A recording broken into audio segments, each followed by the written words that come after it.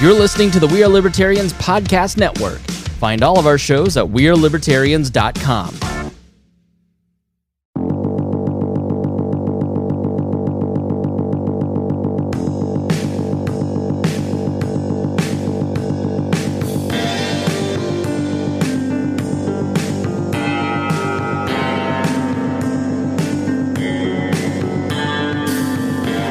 Achieve the dangerous freedom you dream of in your lifetime. You're listening to On the Run with Remso W. Martinez.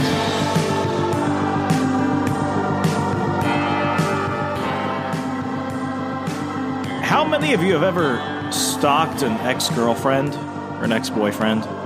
An ex? We're woke here. We don't do the gender roles. How many of you have ever stalked an ex-partner? Probably everybody. But you know what I realized I have not done before? I have never actually stalked an old employer.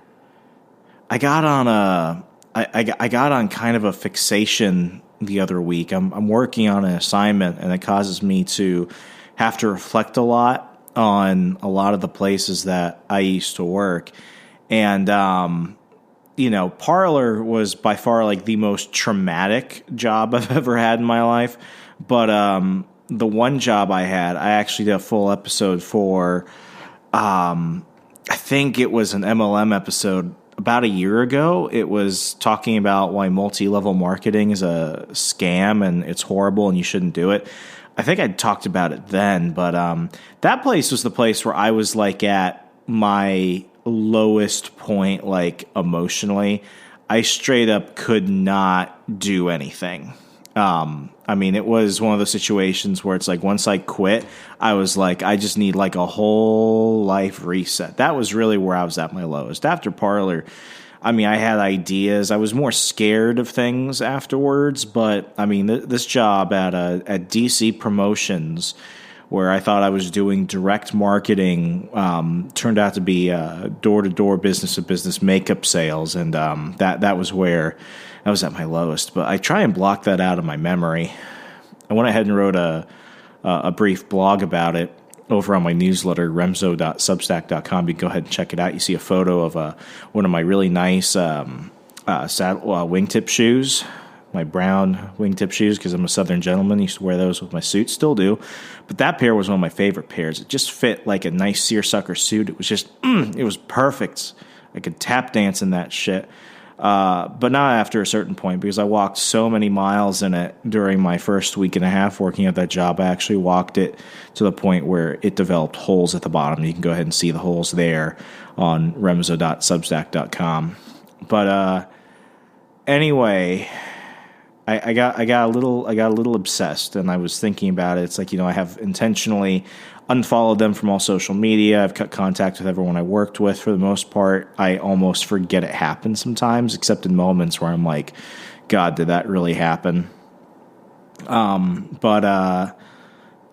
Anyway, I was looking at just what happened, because it's one of those things where it's like there were a lot of red flags at the beginning, and I just ignored it.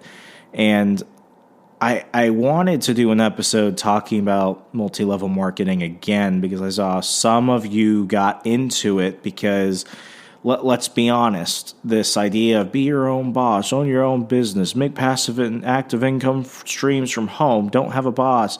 You see a lot of that stuff online, and we talk about the art and philosophy of the side hustle and developing your entrepreneurial spirit, so that way you could still have a job and have a side hustle. You can have multiple side hustles and be a full-time mom. You can be a college student and still start a business that you can go ahead and scale and grow to become big after you graduate. This is about finding ways to tap into what you're passionate about, so that way you could, survive and thrive in life. It's not good enough just to exist. You want to live in this fantastic world. You've got great things to do.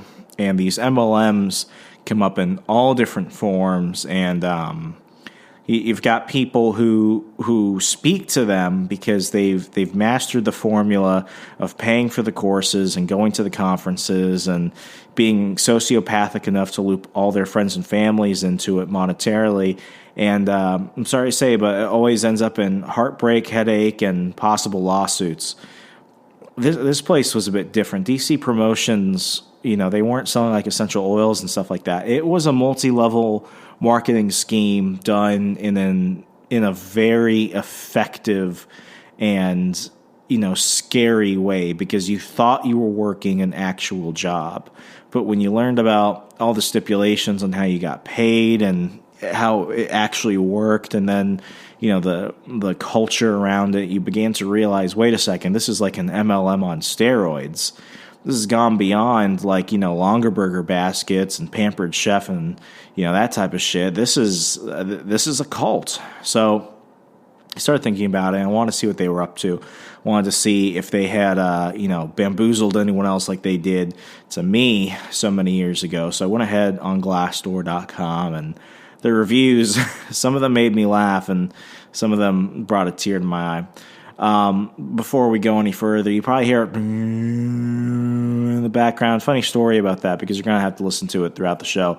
I went ahead and had my parents come out for a weekend. We had a good time here in Milwaukee. My parents came out to just chill with me for a few days, and we went to the Milwaukee Art Museum and the Harley Museum and had some German food. And my dad and I drank a lot, and it was fun. But my parents kept complaining about how cold it is. And I mean, they're in Virginia right now. So, they got the snow about a week ago, and it was warmer here. And by warmer, I mean about 25, 30 degrees.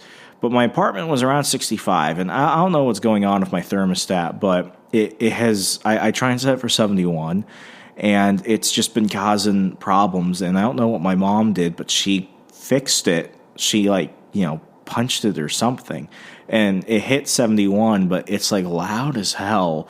And I want to bring it down to maybe a few notches down to get rid of the sound, but at the same time, it's just so warm, and I want to live. So excuse me if that bothers you. But let's go ahead and pull up Glassdoor.com. This is for DC Promotions, and some of you have told me that my story sounds so horrible, you don't know whether or not I'm telling the truth. So I'm actually going to go ahead and link to this business in the show notes. I'll also go ahead and link to that blog I did over on my Substack, remso.substack.com. And I'll find the old episode too. I'll try and do that. So that way you can go back and listen to why you need to avoid this shit at all costs.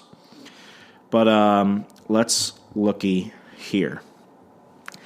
And I loved it because the first thing that came up for DC Promotions was DC Promotions reviews about, quote, scam. Oh, man. It gets an average of a 3.3 out of 5 stars. And everyone here seems to be giving it a pro and a con. Let's see how this works out. So this first one says pros. Very easy to get hired, and people are nice. Yeah, I got hired on the phone interview, and when I showed up for the in-person interview, I was basically signing a project. That should have been the first red flag, because the fact that they did very little, checkup on me and everything, and they were just so eager to hire me. Don't get me wrong, I'm awesome, and I was very overqualified for this, quote, direct marketing job, but later, I found out that they hire insanely fast because they burn people out so fast. So basically, for every person they hire, they basically lose 2 people. Let me see. What are the cons for this person? Cons. Extremely long hours per day and have no benefits whatsoever. Don't waste your time applying. Why even leave a pro if you're going to add a con like that? You should just say it's not worth it when the pro is you get hired immediately and the cons are long hours, no benefits. Don't waste your time applying. Okay, this one was from about a year ago. This guy was a sales and marketing associate in Vienna. This guy gave it 5 stars, various clients, and great options. Pro, every day is different depending on the client account you work on.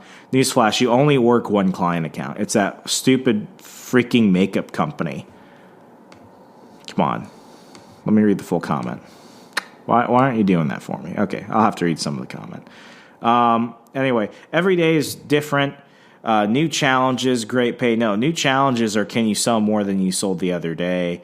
The great pay, no, you make $40K, and that's if you don't fuck up and void your base pay, forcing you to only take commission. I worked probably like 50, 60 hours one week, and because I injured my neck and didn't have insurance, I had to take an afternoon off, so I voided my base pay. So for all those extra hours I put in, I basically ended the week with a $80 check. Awesome colleagues, great incentives for staff, work-life balance, as long as you don't let your work back up. You know, I gotta say, like, the women that worked in this job, I'll just be straight with you. The women that worked there were fucking hot. Like, they were drop-dead smoke show gorgeous. And much like any cult, they use the female colleagues to incentivize the male colleagues. Take that as you will. I will say that it was very obvious that, there's a reason why so many guys got paired up with so many women. Okay, so that guy liked it. That's the highest reviewed post on here. Everything else is freaking awesome. 1 star from a former employee. He was an account manager. Everyone was an account manager. And here's a secret. When everyone has an awesome title, when everyone is a manager, when everyone is a vice president of whatever, nobody is. They give you titles so they could take them away. But this guy was an account manager, much like me. Pros, I wanted to respond to DC Promotions and ask, how is this not an MLM company, MLM multi-level marketing? When I worked for you, you literally referred to it as a multi-level marketing firm. I never managed an account. The lady who runs the office can make close to $30K a week. Cons. It's all cons, no pros. And I'm not talking the good and bad if you catch my drift. Next one, current employee, less than 1 year, gave it a 1 star. Apply at your own risk. Pros, you can get stronger in your sales experience. Cons, very toxic and unhealthy work culture and environment. Here's what they had you do. They had you show up every day an hour early for an hour of sales reviews where you had to like memorize this this book that was written by the president. And it was basically a straight line sales system. And you had to have this memorized verbatim, and you were tested on it constantly. And then during that hour, they would have everyone sit down for like this motivational like pep talk where everyone is talking about how they're going to become millionaires and somebody has to lead it. And there was a different like senior account manager each day. And they're telling you how selling these makeup bags helped them like buy a BMW and shit like that. And it was always like, you know, every day was like Wolf of Wall Street, and you had to pound your chest and go "Hur, hur," each time.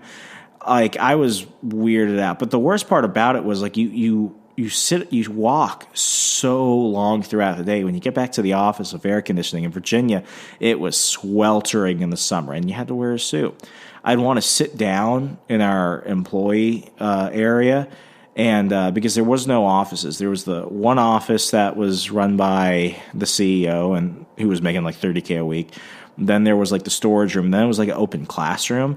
And you had to go ahead and count up your totals and your cash and everything throughout the day. And you were not allowed to sit down because sitting down promoted slacking. Now, don't get me wrong. I was in the Army, and, you do things and combat and in training so that way you don't go ahead and get too comfortable, get too lazy, like let your heart rate down when you should be elevated. Don't get me wrong. In some situations, it's like, don't sit down, stand up. Don't rub your eyes, stay awake. But in that job, it was done intentionally just to harass people. Like, you can't sit down. Sitting down brings down the energy of the room. And it's like, dude, I've been walking miles. There's a hole in my shoe, mofo. Like, what is happening? It was bad. And what was worse is that they reviewed you every day on all these like stupid things. So they would give you like a real high score on like your first review, like attitude, and then they would just burn you on everything else. And I got like a 0 out of 5 score on synergy. So what you're doing when you're rating somebody on all these things every day, like it messes with your head. I swear to God. The next one is 2 stars, and this current employee wrote, "Scam. If it's a scam, why put 2 stars?" And this person for a pro put, "Very easy to get hired and the people are nice." Yes, the people are nice because they don't want you to know how terrible it is there, because they found a way to make it work, and everyone gets hired. During my time there were dozens of people coming in for interviews every day, and every day they got hired. It was 100% a pyramid scheme. And then this other one from a former employee, 1 star out of 5, door-to-door soliciting. They told me, and for the record, I was told that when we did that, we were going to be doing promotional events for the Nationals and the Redskins and all this stuff, and that the door-to-door stuff was only for one campaign. Little did I know that by the second week that stuff was all a lie, and it was door-to-door sales every day, and that the guy who owns the business was also the owner of the freaking makeup company. And what he was basically doing was he was taking an army of young people in debt, young people who were desperate for a job, and he was basically convincing them that they were working for this marketing agency when in fact they were just people he could go ahead and pressure and gaslight and manipulate into messing up, voiding their base pay, and then basically working between 40 to 60. No, it was never 40 hours a week. You were always working 2-3 extra hours more. I think one day I started around 6:30. I didn't finish till like 7:30, 8 o'clock, and I was told that was normal. And it was just freaking ridiculous. But this person put, pros: the people are nice, upbeat, positive. Con: the job opportunities you find online are disguised to look appealing to fields like communications and marketing, but upon further starting, you'll find that the only thing you'll be doing is door-to-door solicitations, is multi-level marketing. Next one, former employee, worked there less than 1 year. Not for everyone, 1 star. Pro: they will push you, motivate you, outgoing team. Cons: 12-hour shifts every day, no exception, no benefits, selling low-quality makeup to people. I love this. I love this one. 1 star. Former employee, slave circle. Pros: the managers are cool sometimes. I had some funny moments. My one guy, JD, was probably the one person where I would grab a beer with him. I would call him a fucking scammer, but I would grab a beer with him. I've got a cool story about JD I might tell you one day. My one manager, Katie, was from Coastal Carolina. She graduated from Coastal Carolina, which I thought was funny because Coastal Carolina was a big football rival for Liberty University. Me and her actually rapped out all of I think it was one of Eminem's albums, like way back in the day. It was like Guess Who's Back. Yeah, it was Guess Who's Back. We actually we competed against each other to see who could go through all of Guess Who's Back without fumbling, and we both actually did it in sync for the entire song. And that was fun. Totally gaslit me into thinking it was a legitimate job, but that was a cool moment. Katie's cool. Hope she's doing well. She wanted to get far in that job, and I can't con people. I can't fault people for buying into the con sometimes. I just wish they could do something else. But the cons for this: look up Slave Circle on YouTube, and it will tell you something you need to know about this company and the hundreds of others like it. Next one, account manager, former employee, less than 1 year, 2 stars. Pros: friendly colleagues, positive work environment. Cons: stressful environment, no time for other things. Okay. 3 stars. only good for entry-level starters, work experience in office and out of office. That's because they don't like they stalk you like outside the office, and they try and make you do things like go to fucking TGI Fridays every night. They want your job. They want that job to become your life. And cons, lack of stability when it comes to pay. Yeah, because when you can make $1,200 one week like somebody did, and then like $80 for working the same hours, of course it's freaking ridiculous. Let me see. Is there anything else from here that was worth looking into? Nah. Anyway, absolutely crazy. It made me want to go ahead and look into this idea of the business cult type of environment, and these multi-level marketing companies are absolutely notorious for doing that. So I've gone ahead and pulled up an article from employedhistorian.com. It's titled, Signs You're Working in a Business Cult. I'll go ahead and read it and give my thoughts throughout. You can go ahead and read the full article in the show notes. Worried you might be in a business cult? Understand and spot these signs in your organization to be sure. God, where's this article when I needed it? That's my first thought. These come from real experiences interviewing and working with businesses that exhibit cult-like behavior. You can follow the steps at the bottom to escape your toxic company too. And by the way, I know some people who did this stuff for years. I did this one for 2 weeks. I forget the other company I almost really got suckered into that actually really destroyed some friendships. It was a real estate company where the goal was mainly to convince other people to be realtors, so that way when they affiliate with you, you can get a chunk of their commission. And then it got to the point where it's like it was no longer about real estate; it was just about recruiting other people to sell real estate. I don't remember, but it was horrible, and I include it in that one MLM episode. Now I feel like I really have to find it. I'll find it, I promise, so you can hear about how I almost became the world's worst real estate agent. Okay.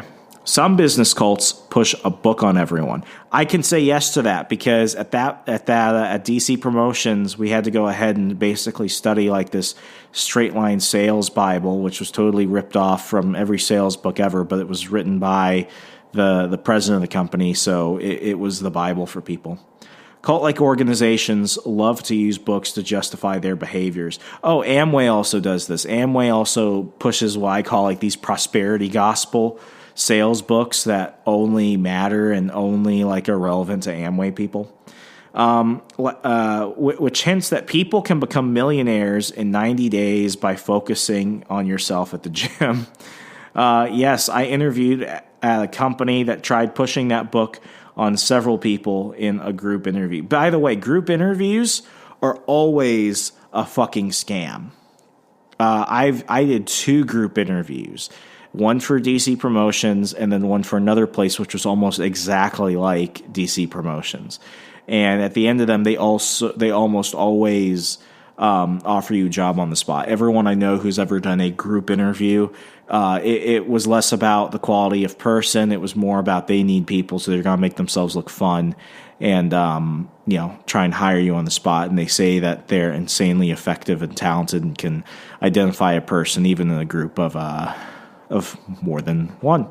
So, yeah, if you're doing a group interview, get the fuck out.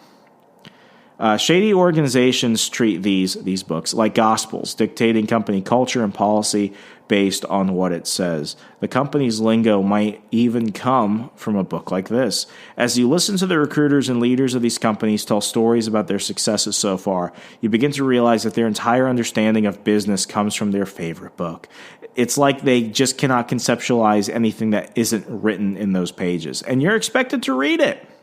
You don't just read it, actually. You're supposed to love it. Companies, meetings, and workshops revolve around its core concepts, and you're pressured to buy into it to succeed at the company. If you're really unlucky, then it might even be a self-published book from the business cult's CEO or founder. I think that's funny, even as a 2-time self-published author. Or as I like to call myself, a best-selling author. It'll be the leader's pride and joy. Yeah, that actually has a lot in common with cults. Always these guys write their own manifestos.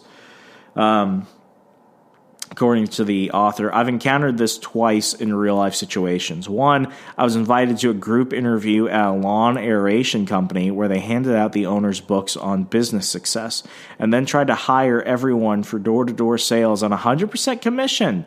I wonder if me and this dude worked for the same place. Except whatever they were doing for lawns was way more useful than the Chinese lead-tainted makeup I was hawking. 2, the CEO at my first full-time job after college has a self-published book that tried to merge time management and leadership into a single concept. His other ideas weren't much better. If it's self-published, then you will notice a few things about it before you ever open it. 1, you've probably never heard of this book before. 2, you've probably never heard of the author before. 3, legitimate stores don't sell this book. And 4, it exists only for employees to read. Take note on those red flags because they signal a serious problem at the top of the organization. Yeah, because it's all about ego. It's about getting people in line. Next part. So you're constantly being marketed to within the company. This is freaking on the nose. It's like every day when they started us off with that, I used to sell makeup bags too, and now I'm going to the Kentucky Derby and check out my 3-piece suit and my Maserati. It can be you. You see my wife? Those giant tits were paid for by these plastic bags. It's normal for companies to want some kind of morale boost now and again. Holiday parties and award ceremonies are all well and good. Some companies take this too far, though. They use every gathering or announcement to keep you hooked on the sense of belonging you get from being in a tribe, as well as the promise of a reward for all your hard work to be delivered in a near yet unspecified future. This is a possible sign of a business cult.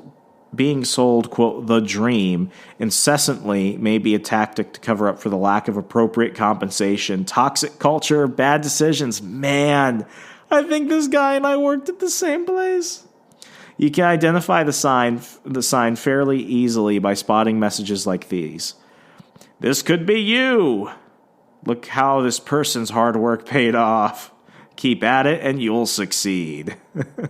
These rallies have other telltale signs. They prop up company poster children as idols of success. They use language framing you as an entrepreneur or future partner. Let me tell you, when everybody can be a future partner, nobody is.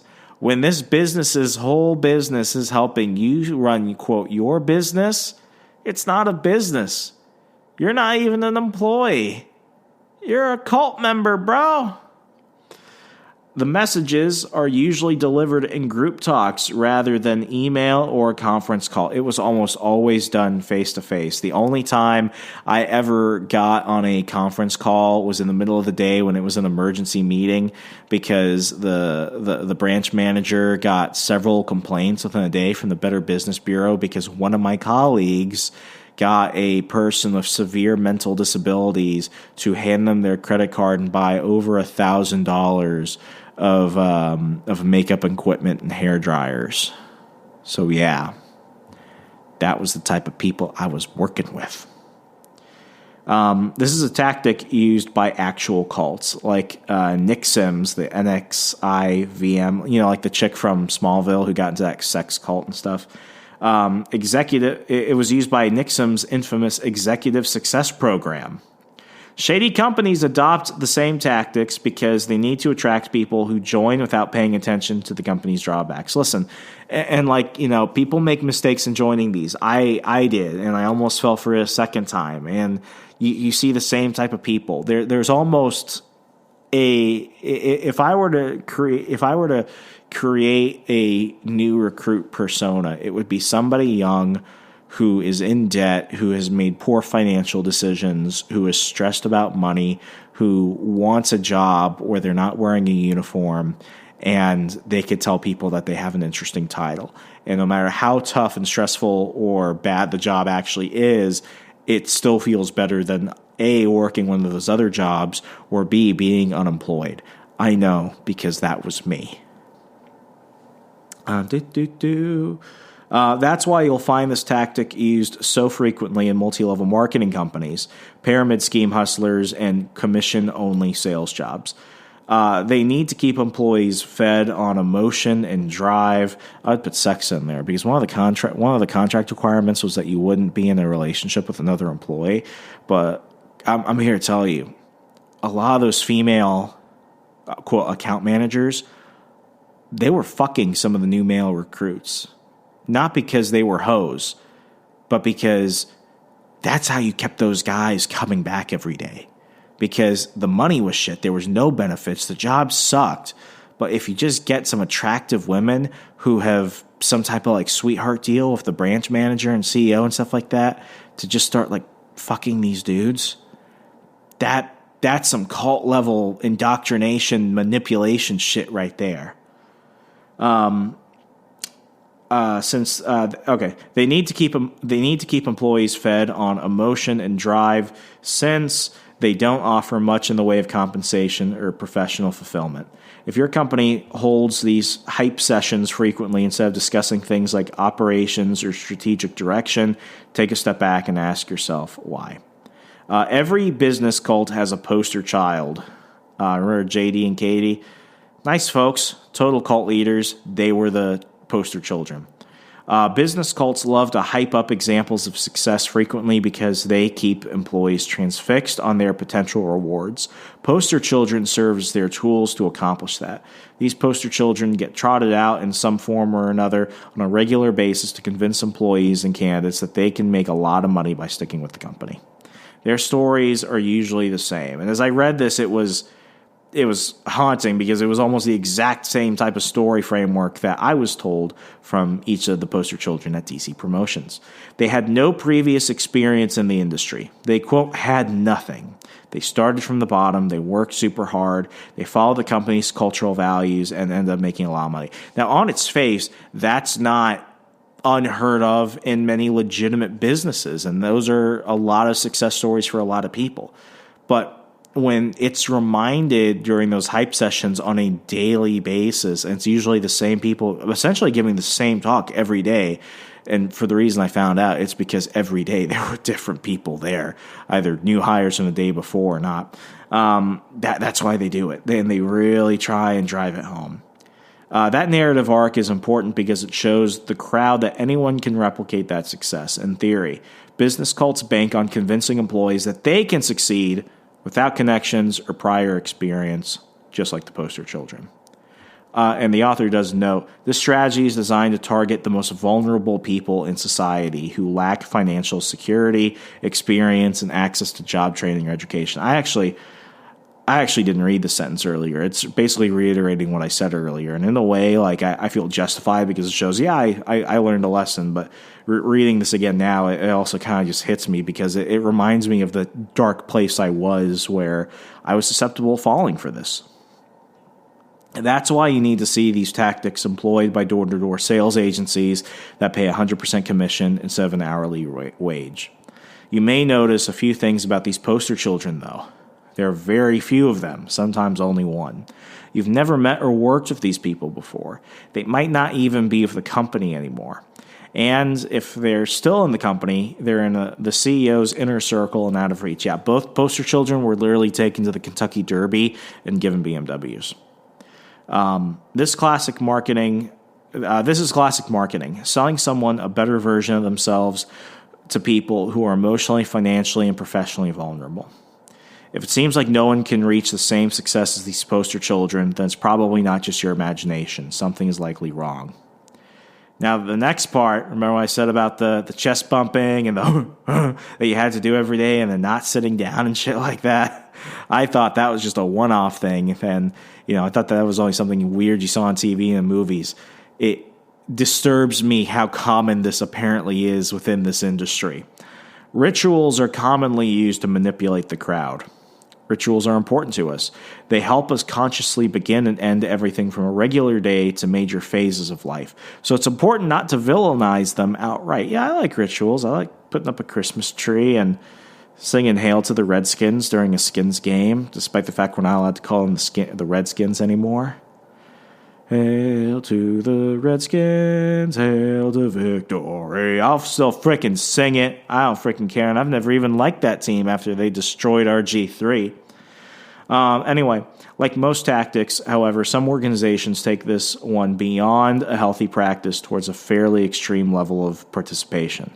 If you're in a business cult, you'll notice that these rituals are often held often, sometimes daily. Watch out for these signs.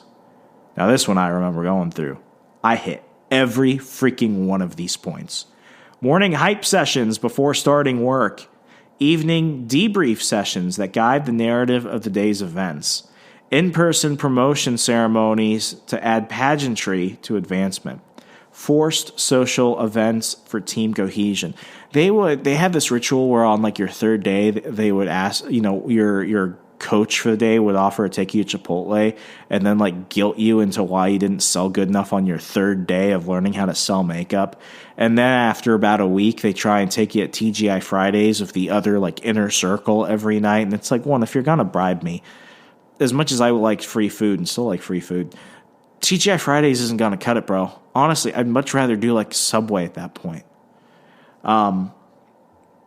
It's normal, the article continues, it's normal to have a monthly or quarterly meeting that celebrates the team's achievements. That's a reasonable way to provide recognition and to raise morale by celebrating the employees' hard work. What's not normal is to hold meetings all the time that control the organization's internal narrative or to use promotions as a tool to dazzle other employees into thinking, that will be me if I just work harder. You'll be able to spot the reoccurring themes in these ritualized meetings if you listen closely.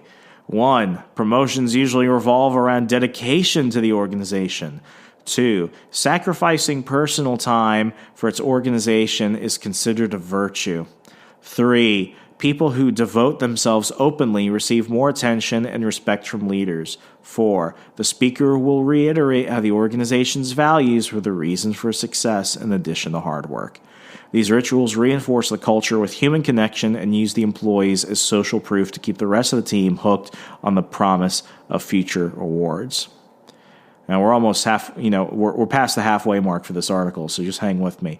The company has specialized lingo for everything.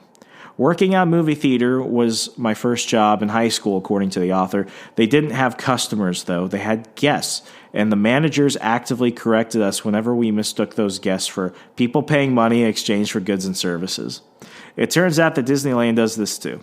That's probably where the theater got the idea. Target does it, too. He worked there for a short time. Some companies are even worse. Apparently, IBM has a corporate, quote, songbook. What? I gotta read that again. Apparently, IBM has a corporate songbook that employees were expected to recite. I know somebody who works for IBM. I should ask about that. More recently, Facebook has decided employees will now refer to each other as metamates instead of coworkers. Yikes. Having a specific vocabulary doesn't necessarily make a business a cult, but it might be a valid signal that if terminology obscures reality, like pretending that customers briefly visiting a billion-dollar retail chain are actually family members staying for the next few hours, rebuilding an employee's entire understanding of a job or company using in-group language reinforces the sense of an inclusive community. In turn, it gives people belonging the purpose which can overpower a person's dissatisfaction or desire to find a new job. Cults use this tactic for the same reason. Even more insidiously, forcing people to learn a new professional language imposes a, quote, student mentality on the new hire. Oop, why is that popping up? Oop, sorry about that. I'm not going to cut that part out because we're raw and real and emotional here, and we do it live. And a better podcaster would have fixed that. An even better podcaster would somehow able to finesse that pause. Something popped up on the screen and completely fucked up my flow. Let me go ahead and start from here. Even more insidiously, forcing people to learn a new professional language imposes a, quote, student mentality on every new hire. This creates a psychological power imbalance in favor of the employer. This makes you feel like an acolyte instead of a trusted member of a team. That's by design. We continue, expecting blind loyalty. All this adds up to loyalty, and business cults want you to provide that without getting much in return. This can manifest in many ways. Here are a few ways such organizations expect loyalty from employees.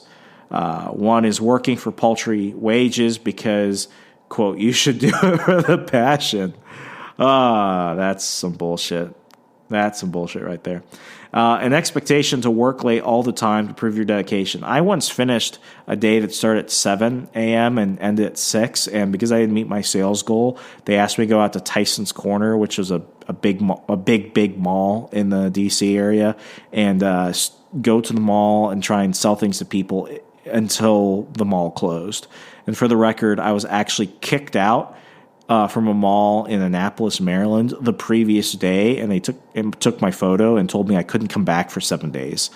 That's how these people were. I think I talked about that in that last MLM episode too. An expectation. Oh yeah, I read that one. People reachable 24/7 and feeling shame for unplugging. I feel that with I feel that with jobs. It's like 9 to 5 is a lie, as I'm told. Pressure to praise the company on your social media profiles, encouragement to write positive company reviews somewhere, a prevailing attitude that advancement is selfish, being told how great it would be to say nice things about a leader, being told to keep the company's interest in mind when you move to another one, being expected to attend after-hours events to promote your company. This expectation of loyalty can be so strong that you might actually be punished in some form if you decide to leave. Here's a real-life example, according to the author. One of my old bosses excluded me from just about every meeting after I gave notice, even though the meetings were supposed to be about how I could transition my workload to other people. Okay. So now we're towards the meat of this. Well, that was all the meat. Now we're at like the hot salami portion of this cult sandwich. How to escape a business cult. Recognizing cult-like behavior or organization can be a heavy realization that will probably leave you with a desire to get out. Follow these tips to accomplish that. Scrutinize company reviews. These give you extra perspective. That was something I wish I did. I and my mom actually pulled some up, and she was like, this place is terrible. And I was like, no, they told me I could be a millionaire. And even though I did eventually Google some of them while I was still there, I didn't want to believe it. Companies are savvy, and the bad ones have realized that they could flood review platforms with fake reviews to boost their ratings.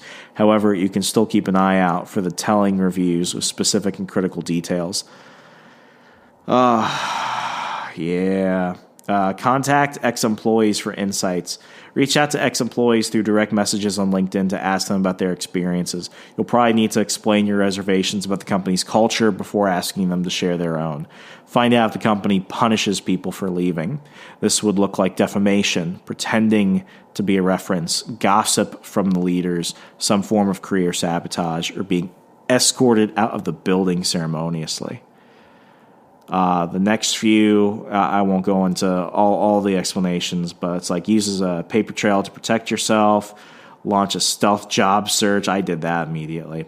Block the business cult leaders upon leaving. I did that. I blocked them on Facebook and everything else. And, man, I feel bad when people encounter this, and when they've encountered it multiple times, it can make it really hard to trust again. But trust me, as somebody that got in deep once and almost fell for it a second time shortly after that, you've got to have good judgment on this, and it doesn't reflect on you as a person. I felt like I felt so gaslit after that. I actually almost did not send in my resignation email because I thought maybe I was the problem. Maybe I was just such a bad salesman. Maybe I was such a bad employee that maybe I just wasn't seeing something. But the next day after I sent that email and didn't show up to work, it was actually my brother's birthday. And what I did was I woke up and I said, hey, let's go see Avengers Endgame. And we went to Alamo Draft House, and I had a few beers, and we watched it, and it was just a good time. And as I was driving off, he was like, oh, by the way, I just realized you didn't go to work today. And I was like, yeah, it's because I quit. And he was like, well, what are you going to do now? And I said to him, I don't know. And, it's that feeling of not knowing and being insecure that really does impact you. But I promise you right now, especially if you're unemployed right now, and if something is looking like it's an MLM, you're in the hottest job market ever. Panda Express is paying managers $68,000 to start. And for most entry-level workers at Panda Express, you can make anywhere between $15 to $20 an hour. And Panda Express has been called one of the best companies in America to work for. That says a lot for a restaurant food chain. Like, I've seen people at McDonald's want to kill themselves. The people at Panda Express are giving you extra food. I know I'm not paying $12.99 for all that and not getting about like $5, $6 more. Panda's got something going on.